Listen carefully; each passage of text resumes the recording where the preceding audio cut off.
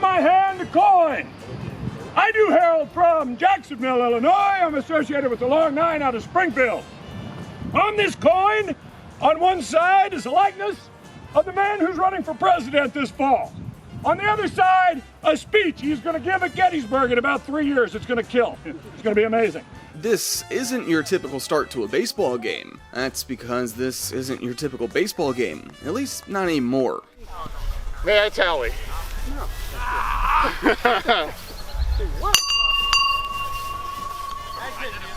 Lemon ball out on the mound, tallying aces. Yeah, those are baseball terms, vintage baseball terms. Now, teams like the St. Louis Perfectos, the St. Louis Brown Stockings, and more from the local area are keeping that game from many, many years ago alive today. The vintage teams pay respects to how baseball was played around the 1860s. That means no gloves, no helmets, no defensive shifts, outs on one bout, foul ticks, and more. The role of the umpire in 1850s and 1860s baseball was to make sure that gentlemanly behavior was being observed and that the rules were being followed. Now, technically in 1858, the called strike came into play. But it seemed very, very rude to call a strike. So nobody did it. It wasn't until 1864 that the called ball came into play. But again, it just seemed rude to call a ball or call a strike. It wasn't until the 1890s when the professionals and the club owners decided they needed a villain.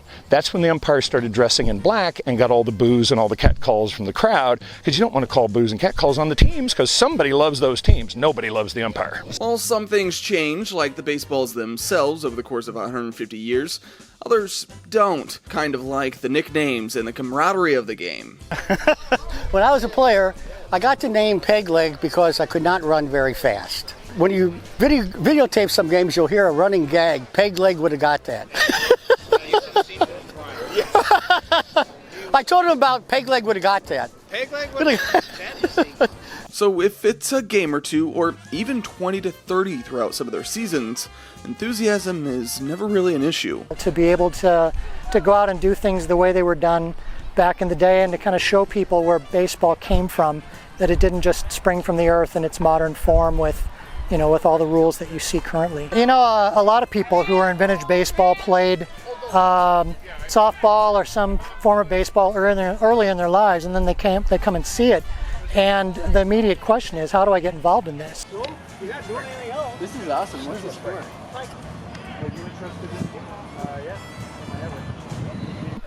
There's no better thing to do in life, and on a Saturday afternoon to play the game that you love so much, America's pastime, this is the best thing that could happen to us, and we love what we do. And all of that makes you realize why these players are keeping America's pastime in the present time.